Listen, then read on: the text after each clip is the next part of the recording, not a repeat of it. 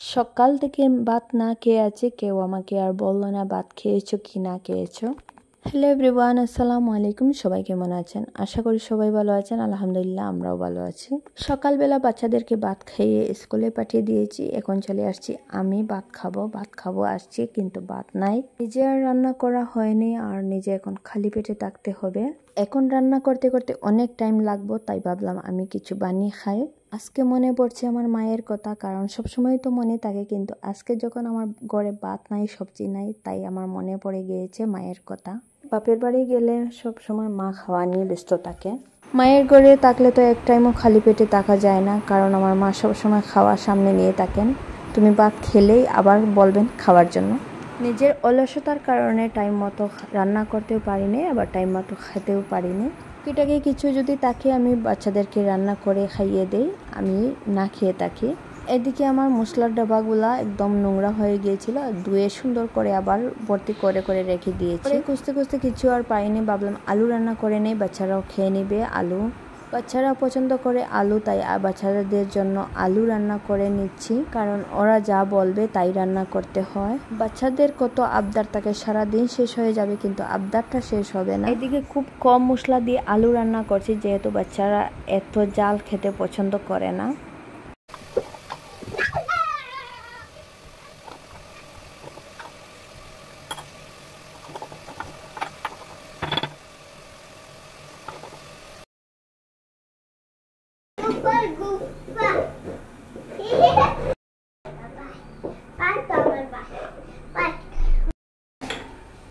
এদিকে অন্য চুলায় বসে দিব মাছ ভাজা। আলু দিয়ে মাছ দিয়ে রান্না করব, তার জন্য মাছ ভাজার জন্য দিয়ে দিয়েছি একটু লবণ, একটু মরিচের গুঁড়া, একটু হলুদ গুঁড়া দিয়ে ভালো করে মেখে নিলাম।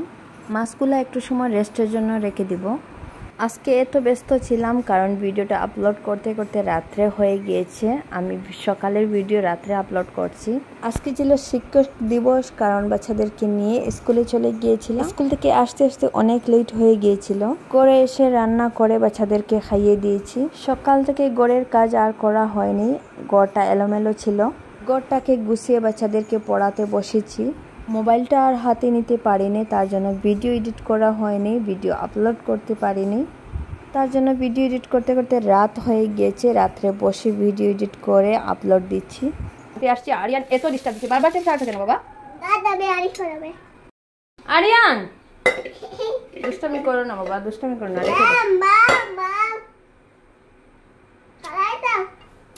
এটা খেলাবার জিনিস না বাবা।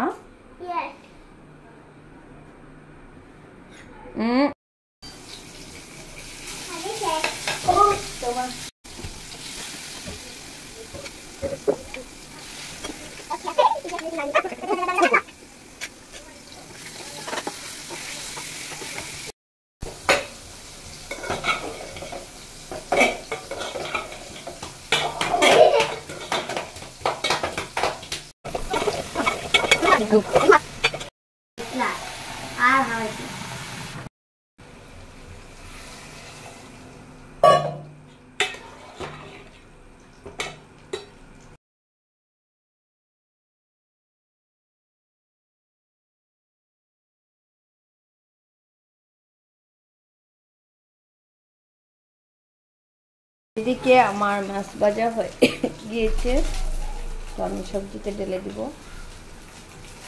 আর সবজিতে মাছ দিলে বাচ্চারা খেতে মন চায় না, আমারও খুবই একটা ভালো লাগে না। তো আমি ভাজা মাছ খাই প্রায় এই সময়, বাচ্চাদেরকেও ভাজা মাছ দিয়ে দিই। তো এই 3 পিস বাচ্চাদের জন্য রেখে দিয়েছি।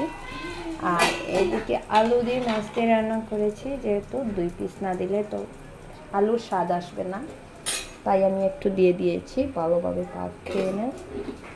তো আজকের রান্না আমার কমপ্লিট হয়ে গেছে।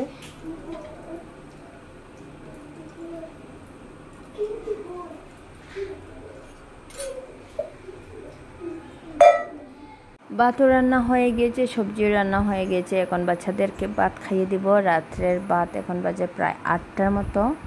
এখন বাচ্চাদের জন্য ভাত নিয়ে নিয়েছি।